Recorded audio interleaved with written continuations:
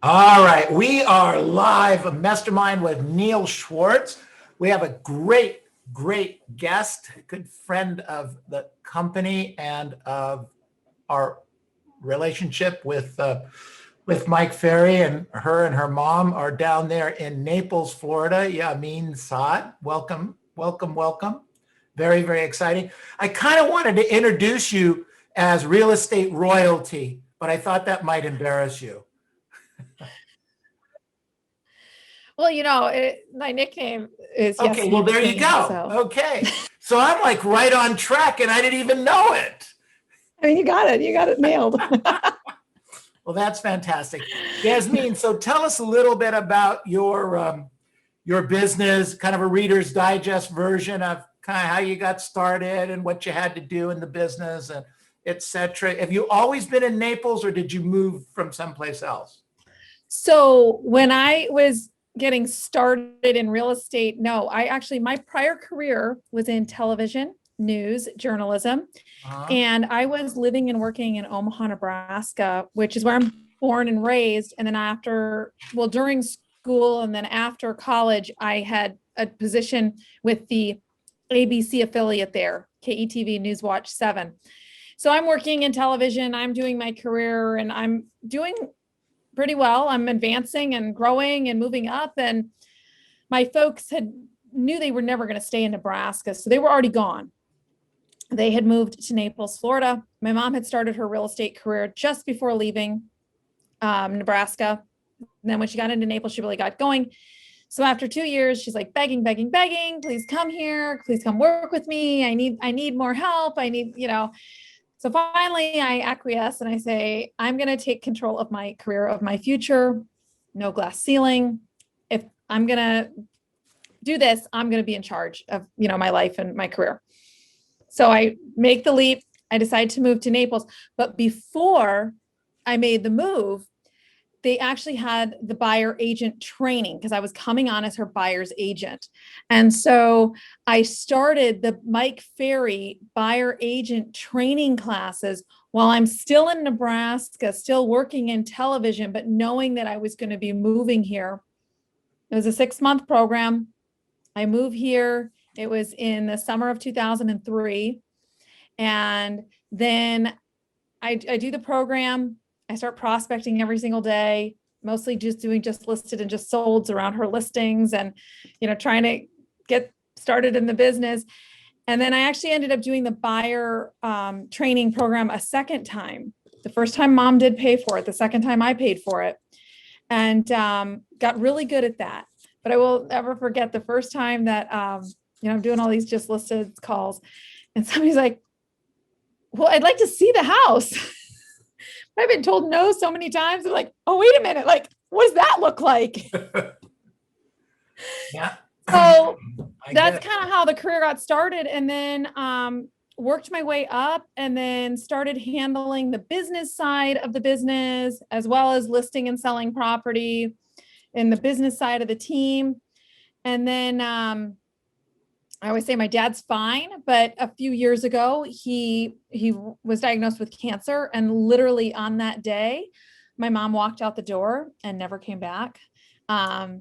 She's done a few transactions and things since. So it wasn't exactly the transition plan that we had thought it would be, but she just realized that she wanted to spend her time with him and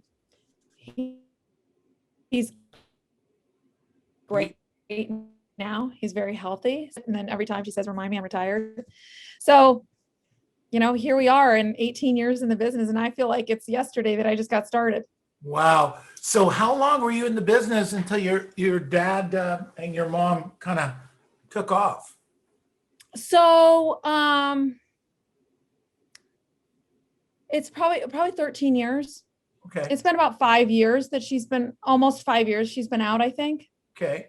Got it. Maybe not So she right. was still able to help you with the foundation of what her knowledge and contacts and things like that. Oh, absolutely. So, I mean, we literally, and that was one of the hardest transitions in my career. We were side by side. We were in the same office, always next to each other, prospecting next to one another, calling the same people. going on appointments together, not that often, but occasionally just to kind of get me introduced. And I guess maybe she hasn't been gone 5 years, maybe it's been 3.5 or 4, but you know, it's been a big shift, a lot of learning curve, a lot of So learning when you curve. started in the business, you started at the bottom. You were showing property, you were previewing property, and then she had you making phone calls and basically you were getting no, no, no, no, no, right? Indeed. Yeah. I mean, I started at the bottom. She wasn't handing me business. It was, this is how you do it. And she was giving me the tools to be successful, but it wasn't like, here's the business. And then occasionally, yes, she would say, okay, I don't want to work with this person. And then I would get, that from her as the team lead. But no, it was ground up. Here we go. And you were always on 100% split right away, right? Oh, indeed. Yeah, definitely. It seems like the children of top agents, this has been my experience of the ones I'm with, are typically brought in at a 50-50, 60-40 split. Did you run into a similar situation with your mom? It was a similar situation. I don't remember where it started, but I did. And actually, I had an escalating tier scale, when I hit this threshold and then it would get bumped and it would get bumped. But I do find it a little bit interesting. At one point, we actually had like a little mastermind meeting with a bunch of like parent-child teams. And there was myself and one other gal where we were a little bit appalled by the kids because they were expecting the parent to basically make them a partner. And I was like, well, you got to earn it. You got to show that, number one, you can do the business, you know how to do the business, and you want to do the business. Right. So, right. So we have agents in the company that have their children working with them. We have agents in the company that might like to have the children working with them. I mean, how did that relationship go? I mean, mother-daughters, my experience with mother-daughters has been challenging by itself. But to be in business, how did that work? So it took a little bit in the beginning, it really was because, it wasn't that I was fresh out of school, because I did have some business experience working in another industry and in another field. But it took a little bit of a balance in learning that this is Yasmin real estate speaking, and I'm talking to Fahada real estate. And so I would address her by her first name. Instead of saying my mom, I would say Fahada. Okay. And having those conversations, sometimes just identifying where I'd literally have to look her in there and be like, I need my mom right now. I'm like, I don't need my boss. And so we just learned to be very clear in what we were trying to achieve in the communication.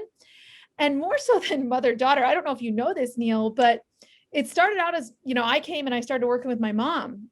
Well, then we've had so many family members come and then go on our team throughout all the years. And so we've had a lot of family dynamics throughout the years. Interesting. I didn't know that. So where right now in, the beginning of 20, let's take it back because it's always interesting. What was the goal for you and your team for 2020 in January 1st? Do you remember? Well, I remember I was just hiring a new assistant. I needed to hire someone new. So I was just hiring a new assistant in the beginning of 2020. And then I also have a 2-year-old. I have a almost 13-year-old, but then I have a 2-year-old. Oh, congratulations. And then I was having some challenges with my nanny at the time. Okay. So I was also needing to kind of make some shift at work and at home. So in the beginning of 2020, I was in January, both my nanny and my assistant had to go. Wow. So we started out with a little bit of rough. So I hired this new assistant. I'm just starting to get her going and have her start to learning things. And she was so new. And then the office is shut down. Wow. And she was so new that I couldn't transition her to a work from home position. So 2020, I said, was like the year that nearly killed me. because I had the best year of my real estate career, but I had to do most of it on my own entirely. Wow. Wow. So tell me Because what of that all looked the like. challenges, I didn't have an assistant. So now I'm doing the front end, the back end. I'm at home. I've got the kids. I've got homeschooling sitting in the same office as me with my older one. I've got my 2-year-old crying outside the door. I'm trying to make phone calls and do math. I didn't think I was going to survive 2020. Oh my gosh. So how many deals and how much money?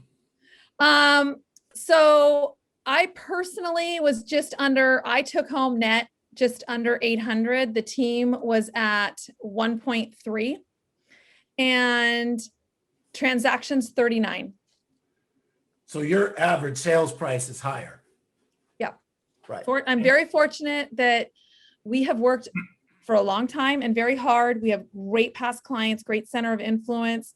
Almost all of my transactions last year were past client center of influence and their referrals. That was the gross majority of the business. And that's kind of where my business is headed these days at this point for me. So to clarify, your team did 1.3 and you did an additional 800 or 800 out of the 1.3? 800 out of the 1.3. Got it. Okay. And the 800 was net, not gross. And it's the 1.3? The 1.3 was the team, the total team net. Gross. No, total team net. Mhm. So that's after brokerage, after costs, after everything? That's after brokerage, not after my costs. Got it. Okay. All right. Good. Excellent. Yeah. Good stuff. So 39 transactions. So what was the biggest one in there? Do you remember the biggest sale? I'm sorry, you froze right as you said, what was the what in there? What was the biggest sale? The biggest sale last year was just under 4 million. Okay. Most of the transactions last year were in the 1 and 2 million range. Got it. And then of course, I mean, I have some that are in the 200,000, you know, so, and So I do do a bit of business in that 600 range as well. And those I'm like, I call those my churn and burns because they will list and sell pretty quickly. Pretty quickly. Yeah. So what's the source of your business? Mostly past client and sphere? Mostly past client sphere and their referrals.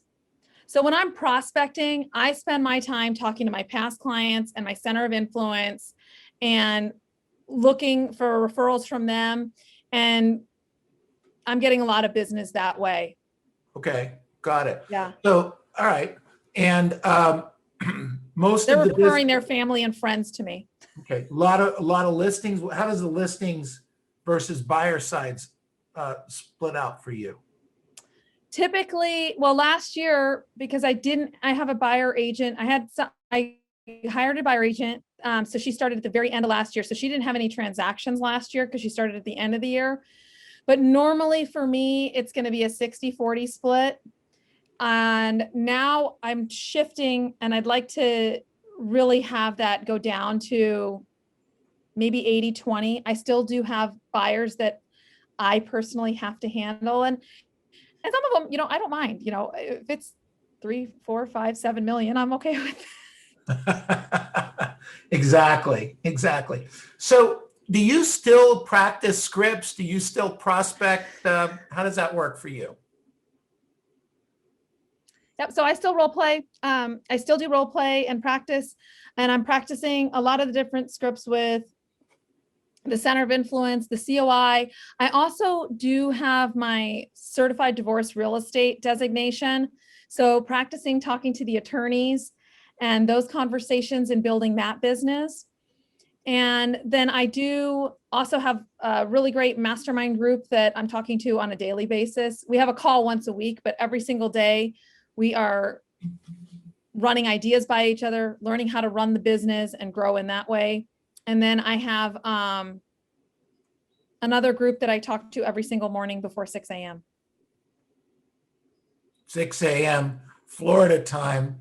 So you don't have a lot of people on the West Coast that are part of that group, do you? No, they have their own West Coast 6 a.m. Right. Otherwise, they'd be up at 3 a.m., which, by the way, I'm usually up at 3 a.m. anyway. You know, I'm up at 4:30, so. There you go. Yeah. Good job. So, Yasmin, That's an interesting question. Do you find most of the people you hang with, or maybe, or most of the people, let's say, that are successful in your ilk of success, do they generally get up pretty early, or is it all over the place?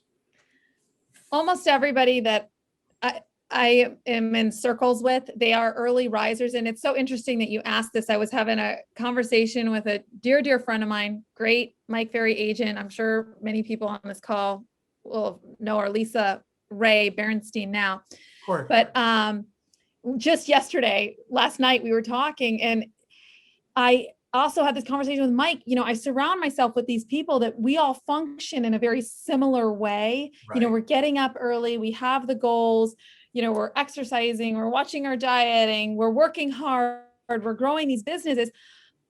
That's really kind of all that I know. And Mike was down here with Sabrina, and we had a lunch together, and he said that a lot of agents across the US were really struggling, and that last year was so hard on so many of the agents. But I'm surrounded by these people that are operating at such a high level all the time. Quite frankly, I was surprised to hear that. I thought real estate was fantastic for everyone. So it is everyone at your level. It's a little bit of, I don't know, convoluted is not like the right word, but it's just, I guess it's the bubble that I live in. And it's not a bad bubble, but I guess that's my reality. So on that thought, a question occurred to me is, we get this question all the time.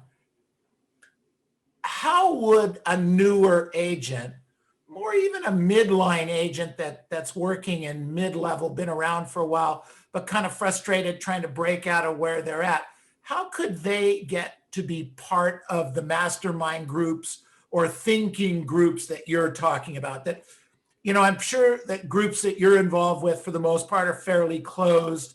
Occasionally, they might invite somebody in, but for the most part, you guys become friends, okay?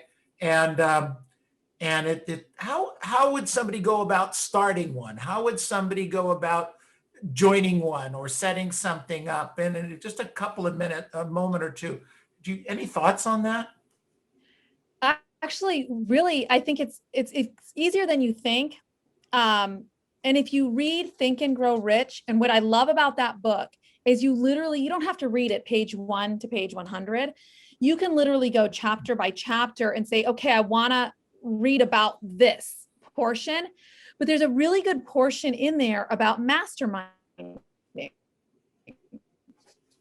And somebody's got to take the lead. And so when you think about this, I met a bunch of people, and then, I met, 2 or 3 people, and went, oh gosh, this would be fun to do. Well, then they knew, another couple people, and then this person knew a couple people, and then suddenly you kind of create this group.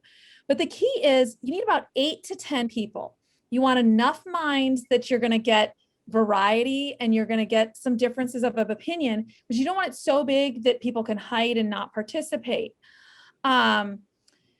And I've been in and out of so many different groups. Some of it's like asking around, and then some of it's just kind of starting it. And you have to think about, what does that look like? And so if you read that portion of the book, it's really helpful in setting up a mastermind group, but somebody's got to take the lead. And you can't, so somebody's got to be responsible. Okay, so this person's kind of slacking a little bit. And, one of the mastermind groups that I'm in right now, which is phenomenal, there's actually a very high level of what we call grace in the group. We all understand that we are working. We have, listing appointments that come up occasionally. We have kids. We're all moms. We have to deal with other stuff. So there's no hand slap in our group because it works for us. There's no hand slap. There's no fine if you're not there that week. If you're the one that's supposed to be leading and you can't, just find someone else to take over. I've been in groups where they have a book where you're just reading a book, and every week you're discussing that portion of the book that you were supposed to read. And those have been fantastic. I've had some that are just goal related. Like every month, everybody is like setting their goals, and then, you create like a spreadsheet or something, and you're tracking those. So you have to think about what it is that you're trying to achieve out of it. and then seek out others that would be in a like-minded position. And there's so many great avenues, especially through your company. I'm sure agents are networking. They can network through all of C21. If they're a part of Mike Ferry, they have Facebook pages, and you can start asking people, to participate in some of these groups. And through my brokerage, I'm actually in a group where somebody sought out me, and it was great to be a part of this group. And, these agents are all across the country, and we just trade ideas, what's working in business. And so there's, those are a few ideas on what you can do. And that's where I've really gotten a lot of great stuff on how to run the business and how to advance. And fantastic. Well, thank you for sharing that. Appreciate it. Very, very good. Yasmin, what's your superpower? What's the thing that makes you get up and go? What would the kids say? What would your kids say? People love me. That was a joke with my mom. She's like, what is going on? I go, because people love me, but it became an affirmation. But I think my superpower has been my ability to continue to grow and change and develop and evolve in who I am. The agent I am today is not the same agent I was when I started. It's not the same agent I was 10 years ago. It's not the same agent I was 3 years ago. And so that ability to evolve and grow. And for me in this business, it's never about me. It's always about my clients. And I make sure that they know that their goal is my goal. And that is what has really helped me to set apart. I don't do a lot of talk about me or personal marketing. It's just, this is what you're trying to achieve. Great. Let's get there. Let's put that puzzle together for you. Fantastic. Well, I appreciate that. Thank you. So let's talk for a minute about past client and sphere and staying in touch, because everybody's trying to do that. How many people in your database, more or less? There are 700 plus people in the database that we are in the past client database that we are talking to. And then if we add in the sphere, that's another 1,100. Okay. But I'm actually trying to narrow it down, Neil. I'm trying to make it smaller. You mean you want to get smaller to get bigger? I want to make sure that I am focusing on my A people, the people that are going to give us a lot of business. And we do have our attrition in this business. So I have a lot of clients that, they move away or they pass away. And so, that does end up depleting a little bit. And I get people that they move away and they're just not coming back. They might be older or for whatever reason. So I have to kind of make sure I'm focusing on the right people and not clog the system with everybody. Okay. So you're trimming it down so you can see the right people more often in your vision. Is that what you're saying? Yes, Okay. Exactly. Good. And then how do you touch them? I mean, I always get the question of what's the CRM? And the answer is that the best CRM is the one you're using that's not sitting dormant, right? Yeah, I know. Right, exactly. Exactly. So I do a postcard mailing 4 times a year. Okay. And then I'm phone calls, but I'm also conscious of trying to meet the people where they want to be met. So some people are great about texting. Some people are great about emailing. So in addition to just, mailing and phone calls, I'm also reaching out via text message. I'm reaching out via email and making a point to, if I notice something, I also write letters. I do handwritten notes. I like to do handwritten notes. And if I see something and I'm thinking of them, I might just shoot them a quick text. If I might be in their neighborhood, just say, oh my gosh, was just driving by your house, thinking of you. So I'm trying to add in all those additional layers, because we're on the social media, but that's like, just so maybe they might see me again, but that's not reaching out to them. You think of social media as air support. Yeah. It's a layer. You've got to have all these layers in what you're doing. So do you subscribe to the thought of wanting to talk to people, text people, and email people all you'll touch them the same way? Or is it everyone slightly different, depend on, as you said, I wrote down here, you touch people the way they want to be touched. Or excuse me, you meet people where they want to be met. Right. So, for example, right before this call, I had a past client. I had sent out an email about our business today. And it was just a general email. It wasn't a specific email directed individually to people, but this was just a general mass email, bulk email kind of message. But one of the clients, she texted me, and she's really big on texting, and she's a past client, good past client. So with someone like her, I'll text her. Now, that doesn't mean I don't pick up the phone. I do pick up the phone and call her. I do still do the mailing, but I'm adding in those other layers on those clients that I know, when I call them and then they'll send me an email, or I call them and they'll text me. So meeting them where that communication is. Got it. If you're touched by if somebody emails you, you'll email back. If they text you, you'll text back. If they text you, you won't necessarily call back, you'll text back, correct? Is that what I'm hearing? Correct. Now, it depends. Now, if they start asking like really about business questions, I will, like if they text or email, the first thing I'll do is I pick up the phone and I call them. And I say, hey, I just got your text message, or hey, I just got your email, and I thought I'd give you a quick call because it would just be so much quicker to answer this. If you want me to email you back, I can, or text you back, I can. If you have a quick moment, let's chat. Okay, got it. Perfect, excellent. So one of the questions I asked you as we were talking the other day is there a particular script that you're fond of, or a situation that you handle in a certain way, that when it comes up, it's like, okay, great, I've got this now? Is there anything that you can think of that works for you? You mean like it from a challenging situation or standpoint? Could be challenging. It could be the one, so to give you the idea, the one that comes to mind for me, the way I'm looking at this, is there happens to be a line in the expired script that says, are you familiar with the techniques I use to get home sold? Right? Okay. Right. So in the very beginning, that script bothered me. It felt very egotistical, okay? Because it sounds like, whoa, are you familiar with the techniques I use to get home sold? That kind of thing. And so it bothered me, and I really had difficulty with it. But, Mike said, learn it, so, okay, I learned it. And now I use it all the time when I completely run out of a script and there's nothing else, I got nothing else, I'll ask you, Yasmin, let me ask you this. Are you familiar with the techniques I use to get home sold? Do you know what I do?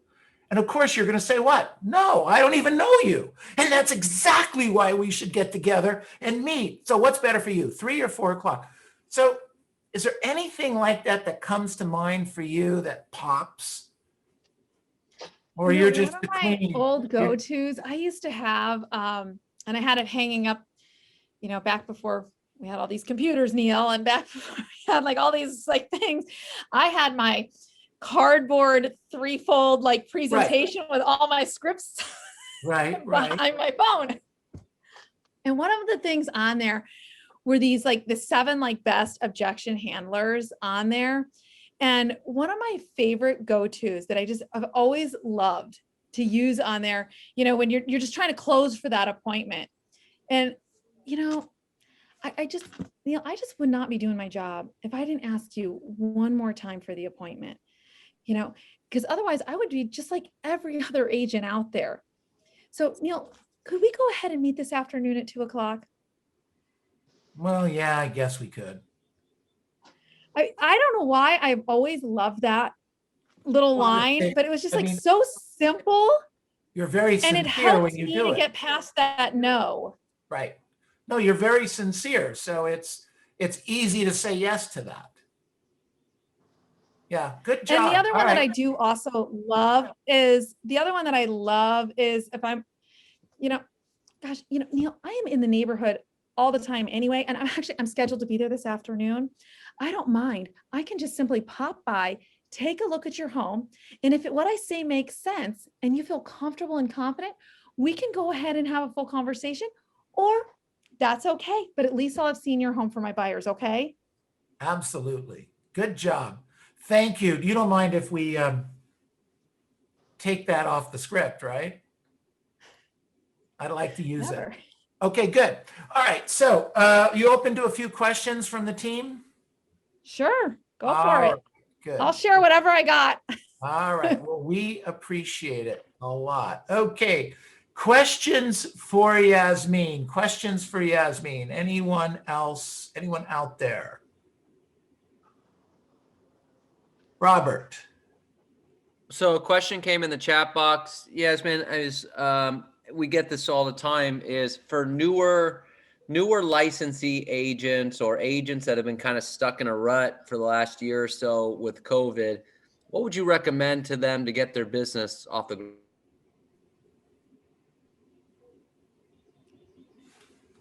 What would I recommend to get their business off and going? It kind of cut Yeah. out just a little at the end. Yeah. Okay. So it's going to sound like a little bit different twist on it, but one of the things I would really recommend, and I got to tell you guys, I'm human too, and I go through the ups and downs. And when I'm really like having a hard time, I actually go back to reading, and I start up here first, and I try to just get something really great into my head, to just help get me out of that rut. And then the next thing that I have to do after that, I have like my little go-to things that I do if I'm just kind of low, and it happens. It happens to every single person, and nobody's infallible. So sometimes I just have to do a change of environment. Literally, I might go outside and take a walk around the building a couple of times. Get myself out of that, try to change my headspace first. And then call somebody that makes me feel really, really good. Like somebody that I can call and talk to. And you know what? I might not be getting a transaction out of it, but I'm going to feel really good. And then I can make that next call. So and then also setting up an accountability. Now, the trick with accountability, though, I always say to people is that everybody says, oh, I want an accountability partner. Well, you have to also be accountable. It works both ways. You can't say you want to be accountable and then not take action. So those are a couple of things that I do. Perfect. All right. Good stuff. Questions for Yasmin? Questions. Go ahead, Iris, please. Thank you, Neil. Thank you, Yasmin, for sharing. My question was, you said you woke up at 4:30. Would you share your routine with us? Iris, that is such a great question. And I also, as I mentioned, I have a little one. I have a 2-year-old. And so I got out of my normal routine for me because my little one decided that she wanted to hang out from 2 to 3 a.m., which makes getting up at 4:30 a little more challenging. So my routine in the morning is I get up at 4:30, I do my affirmations, and my affirmations are also from Think and Grow Rich. I basically took the mind portion that they have in there. I wrote it on the 3x5 cards, and it says, I'll practice this every day until I, have committed it to memory, which it's been several years and I've committed it to memory. And then I have a few others. I work out. Working out for me is I work out a lot. People are like, oh my gosh, you're crazy. I said, that's what keeps me sane. So I have to sweat, like do something. And then my GIDs, my gratitudes, my intentions, and my delegations. So just in my journal, it's in my bag. I don't have it right next to me. In my journal, just what I'm grateful for, what my intentions are, and what I'm delegating out to God and the universe to handle for me. So I keep it pretty simple. I don't pile a lot on. Sometimes it also might include a little bit of meditation or prayer. Just a few minutes to, again, for me, it's all about controlling right here and keeping my head straight. Okay, great. Thank you so much, Yasmin. Good question, Iris. Questions? Thank you so much, Yasmin. Yeah, absolutely. Yvonne, did you have a question? I have a question. Yeah, Okay. I have a question. Go ahead. Yasmin, you do all those high-end property in Naples, right? I do now. Do you live in that community? Oh, I do. I live in the community. My house is like the low rent house, but in my our guess, community, my point is, do you have to live in that neighborhood in order to get people's trust to list with you? Great question. that is a great question. Good question. I don't know that I'm able to answer it because Fahada, she lives in like a really high-end gated golf course community. And so we have a lot of past clients from her specific community. I have always kind of done business across the marketplace, but I do live in a nice area. I'm not in a gated community. My area is not gated, but I am in a close to the beach area. And I do a lot of business in that area that is what we would call west of 41. But I've always sold kind of across the board. I don't think it is necessary to live in the community, but I do think you have to have the right mindset to be a part of that community and participate in the community, if that makes Okay. sense. Yeah, thank you very much. Mhm. Does Fahada live where Mike lived? Yes, she Got it. lives in that community where he had lived, and we had sold him the house. Right. Yeah. Got it. Perfect. Okay, let's see. I have Jamila had a question, Yes. and then I'll go to Tess. Jasmine, the whole interview, I noticed that you smile a lot, and I want to know, like, are you naturally like that, or did you practice? Because I have not seen you not smile during the whole interview, and that's one of my things, my hangups, I guess you could say. So it is a learned trait. A lot of what we do is acting. I personally, if we're going to be authentic and really real, just go put me by myself and leave me alone. I'm perfectly happy. So it is a learned trait. And actually, my brother was one of the best teachers of that when I was a little bit younger, and we'd go out and he would point out girls at the bar. And he's like, who would go and talk to them? They look miserable. You put a smile on your face and you look like you're having fun and you're having a good time, you'll never have to pay for a drink. And I don't drink. But people are attracted to that energy and that enthusiasm. And if you follow Mike at all, you hear him talk about the energy and enthusiasm. People want to be around people that are excited about what they're doing and they love what they're doing, and it shows. I mean, when I just had a client with me last week, and they're like, I'm talking about Gross. Naples and all this stuff. They're like, oh my gosh, I can totally see why you love living here. So it is a learned trait, and it took me probably longer than I wish it would have taken to learn it. But if you can learn it, show off those pearly whites. I love it. That's so great and so important. In the chat box, Yasmin, did you take any NLP courses or things like that that might have helped you along the way?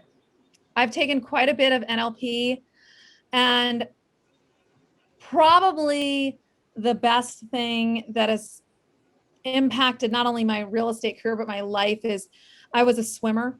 And in high school, I had a coach who was actually just named the swimming coach of the year for the US for all the Wow. high school coaches, which was so well earned and deserved. And it was earned and deserved a long time ago.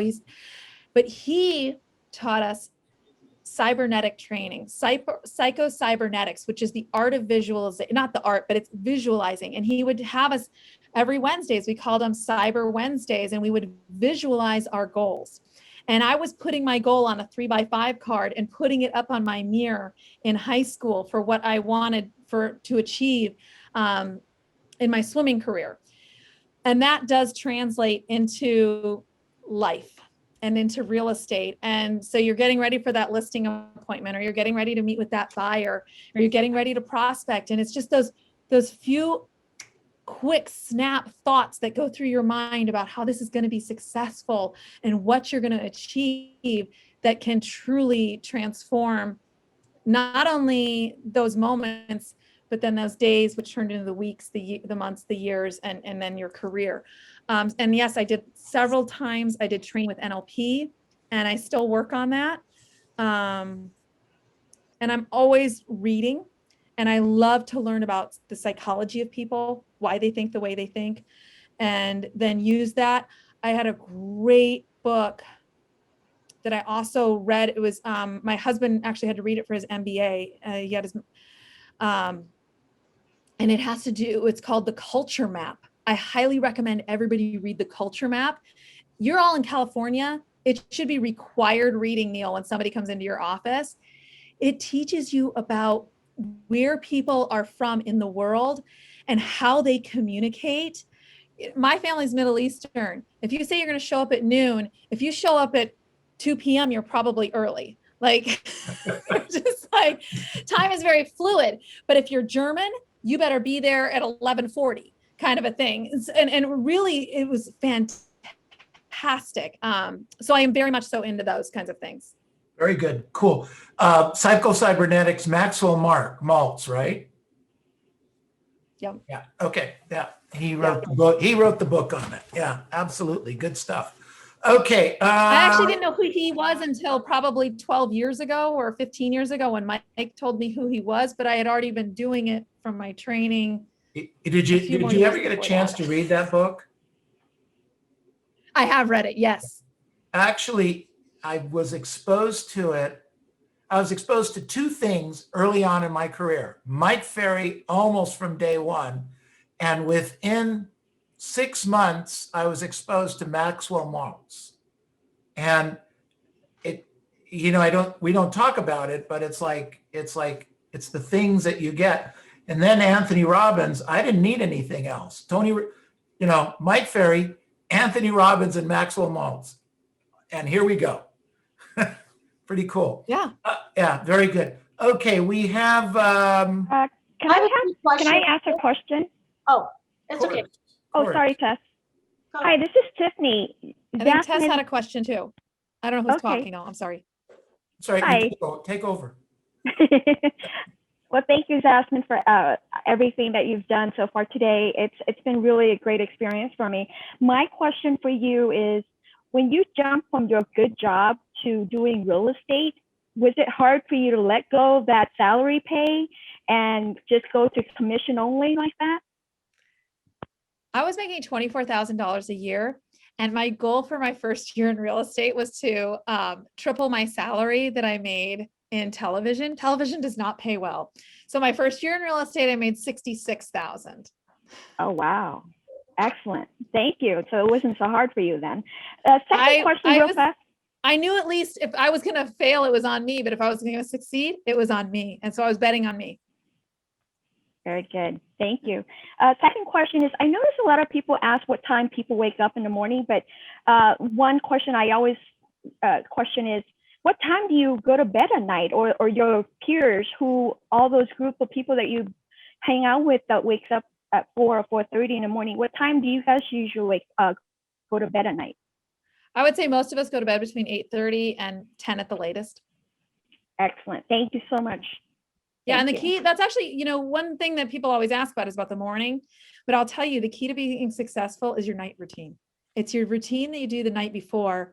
And I learned that if I lay my clothes out, because I timed myself, I save 7 minutes in the morning if I lay my clothes out at night versus standing and looking at my closet in the morning. And little things like that, making lunch when you're putting dinner away. And then if you do some of those little things, especially with kids, I had to learn how I can narrow down that time. Wow, thank you for that insight. Those are great tips, Yasmin. Thank you. Good job. Let's see. We had somebody else in the chat box here. Tess had a question. Go ahead, Tess. Okay, well, very quickly, thank you, Yasmin. My question would be, how do you handle repetitious boredom? It doesn't matter what you're doing, what career you're in. If you want to be good and you want to be successful, you're going to do the same thing over and over and over and over and over and over and over and over. I was a swimmer. I mean, I don't even know how many hundreds of thousands of laps I swam. I mean, to get to the level I was a Division I swimmer, and I swam at the low end of the national level. I've run marathons, I've done Ironman, and you're not just going to go out one day and do that. There's a preparation, and it takes time, and it's that buildup. And so you have to have that long vision to get through the daily activities, and then make it fun. Like, you know, I just do fun little things like, okay, when I get here, I get to do this, or I get to, you know, like, all right, I'm gonna take a break after I hit 10 contacts or something to kind of like mix it up a little bit. But, you know, Neil and I, when we were chatting the other day, I said, you know, God, it's like this 18 years for me, but I feel like I'm just getting started because it is a long road, but it can be a lot of fun. It can be a lot of fun, and it should be. It really should be. Okay, great. I don't know if that helps or not. Yeah, well, and I think what it is too is your meditation, your morning. I think you're very strong on that morning. My last question would be this: since you have a team, when do you spend time training those people? So I have to build it into my schedule, you know, and then it's, you know, I'll get frustrated because it's like, oh, I got to take this time out and I got to train this person. But the biggest mistake we make is not taking the time and then not training someone, and then they fail, and now you have to hire someone new instead of just, okay, you know what, I'm going to put it in my schedule that this week I'm going to be training this person at these times. Okay, I understand I need to prospect, but if I don't train this person on how to do their job right, I'm not going to be able to do my job. And so it's that short-sightedness of, I got to make my calls, which then they're done that. And then to transition to, okay, here's the goal we're trying to get to. I need to do this right now to get to that goal. Right. And if I have a really great trained staff person, they're going to support me. So then when I am doing my job, they're doing their job instead of me trying to do my job and their job because I only train them halfway. Right. Great Thank you. thought. That was Great good. thought. Very good. Very, very cool. Good stuff. Okay, so unmute yourselves, please. Unmute yourselves. Let's give her a round of Thank you, Yasmin. Thank you. Thank you so much. Thank you so much. Thank you so Awesome, much. That was awesome. wonderful. Thank you. So Yasmin, one of the things that we do right now is we take a couple of minutes and kind of go around the room and comment on what we learned, which has worked out really well for us. You're welcome to stay, or I wasn't sure you have a hard stop that you have to get off to. So either way, but we are so happy and so pleased and so fortunate to have you today. Thank you, thank you, thank you. Thank you for having me, Neil. This is such a pleasure. You got such a great group of agents here. Great questions. Well, it was good stuff. Good stuff. Thank you. So Yasmin, if you have to bow out, just go ahead and click off. Otherwise, I'm going to go around the room a little bit and see what I can find out. So what did we learn today? What did we learn? Who wants to go first? I'll go, Neil. Okay, Monica, go. I definitely could relate her response to what does she do when she's in a rut or not feeling well or not doing well. She goes back to reading that back to the head. That was powerful and a great reminder. Maybe we could do that before we get into that rut. Put it in your calendar, Monica. Yes, read 1 page a day, read 10 minutes a day. You know, that's supposed to be part of what we're supposed to be doing. Exactly. In our that's a great point. In our program, Master's Advantage program, in the beginning of it, it talks about taking 10 minutes 3 times a day to pour good stuff into your head. For me, I share with you, it's a lot of that is YouTube, etc. I actually have never read this book, so I already downloaded it on whatever I have. What do I have here? Kindle. So I already bought that. So I'm sure there'll be some pages out of that book I'll share with you guys in the next week or two. Okay, good. Thank you, Monica. What else did we learn today? Robert, go ahead, please. Well, Monica took my first one. So thanks, Monica. Welcome. Well, but it was just, I think that was a really neat answer. We asked that question, or that question comes in the chat box every single interview. And, you know, almost every time it's, you know, well, preview property, or, you know, just call your database. That was the first answer that wasn't like that. Was, well, before you do anything, let's read. put something in your head. And then she said, call somebody that you know is going to be a good conversation. So I think that's just a great way to get started. But the other thing I wrote down is she mentioned, you know, in California, how we have so many different cultures here and things like that. And it's a great reminder for people that part of our job is to know personality styles, know the audience we're presenting to, things along the. In California, we do have such a wide variety that we can't just one size fits all. You have to be able to identify people's personalities. Yep, absolutely. Miriam or Robert, can you guys post Yasmin's information in there in case they have a client they want to refer down to her? I think she would probably appreciate it. Miriam, thank you. Good job. Okay, what else did we learn today? Jamila, you had your hand up. I did when one of the girls had asked how was the transition from being working from television into real estate, and she said, okay, so she responded that it wasn't hard, and so I just wanted to ask, like, I'm sure that it wasn't easy either. During her grinding, during the beginning, I'm sure that what was her rituals? I wanted to ask, like, I'm sure that she made more than 30 contacts per day is to get to where she's at, to build a team. Well, remember, she came onto a team. Her mother was the real estate agent. When I Right. said that she's from royalty, her mother's was, Right. and still is, probably one of the top agents in the country. She ranks right up there with Neil Weichel and Karen Bernardi and Deb Sizek, et cetera, in that thing.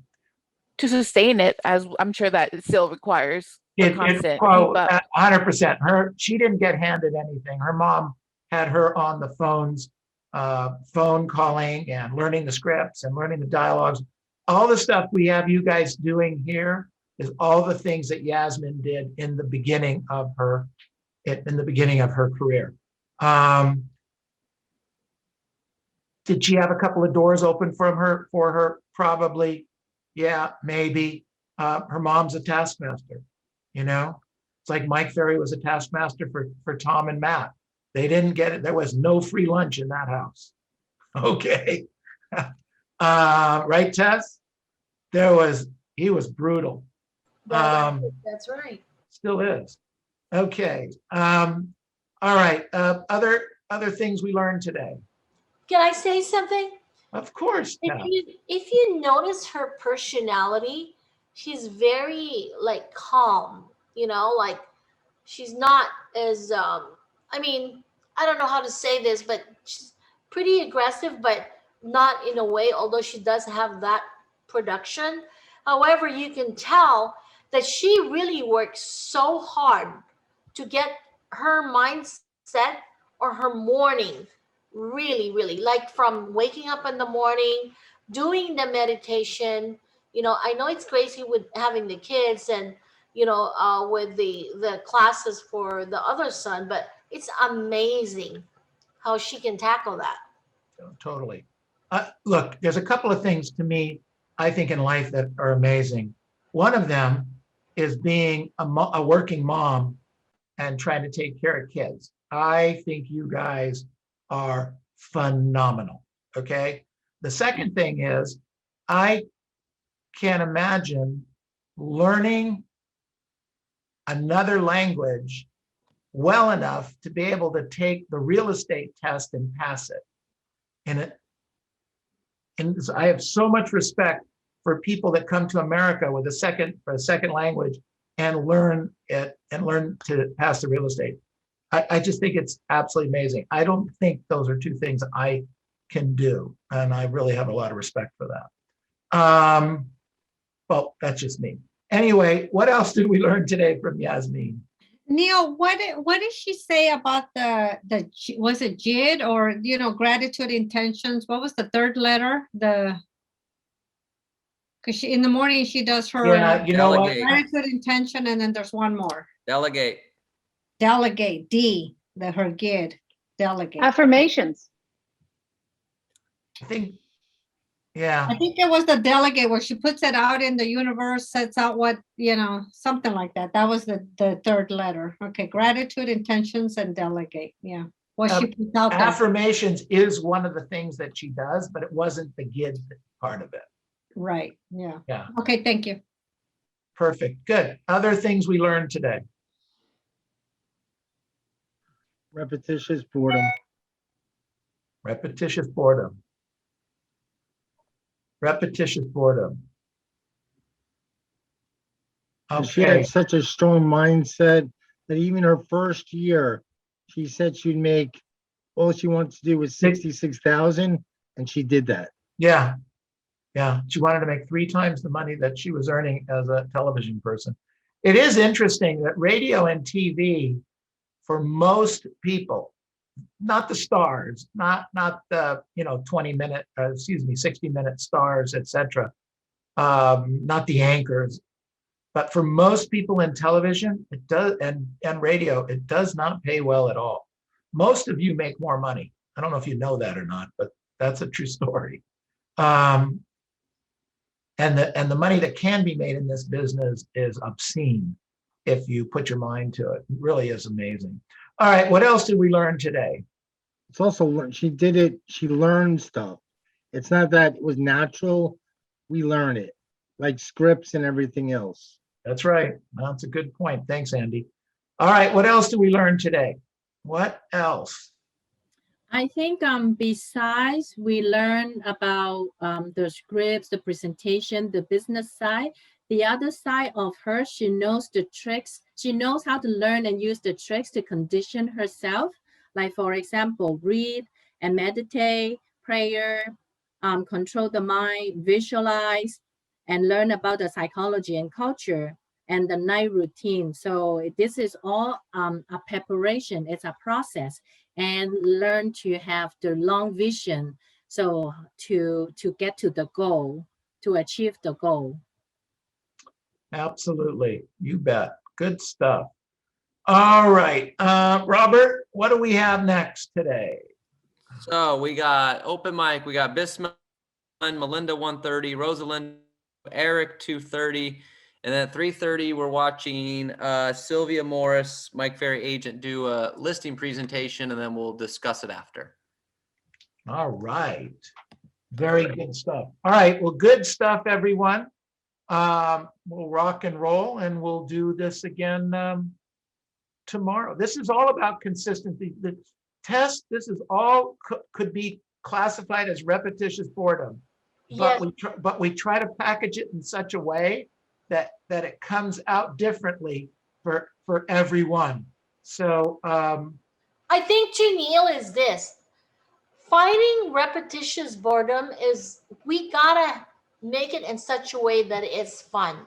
I notice she keeps repeating that she puts something in her bathroom to remind her, like, we can do this. I mean, this is great because you can actually put this in everywhere you go. Like, for instance, your vanity, when you're putting on your makeup, make it fun.